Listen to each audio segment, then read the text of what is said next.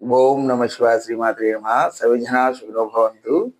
అందరూ కూడా ఆయు ఆరోగ్య అష్టైశ్వర్యాలతో మనశ్శాంతిగా జీవించాలని ఆ భగవంతుని కోరుకుంటూ ఒక రెమెడీ అండి.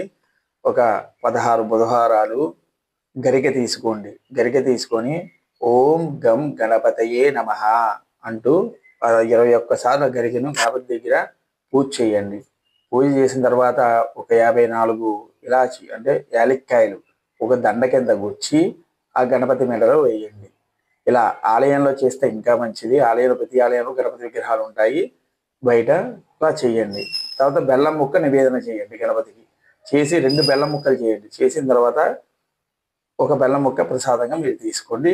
మీరు పూజ చేసిన గరికిలో ఒక గరికను తీసుకెళ్ళి మీ ఇంట్లో బైరవాలో కానీ దేవ మందిరంలో కానీ పెట్టుకోండి. లేదా మీతోనే ఉంచుకోండి. బండిలో కానీ పర్సులో కానీ ఇందులో ఉన్న. ఇలా 16 బుధవారాలు చేస్తే గనక ఆ గణపతి దయ వల్ల మీకు ప్రతి పని కూడా నిర్విఘ్నంగా సాగుతుంది. మంచి ప్రతిఫలం వస్తుంది.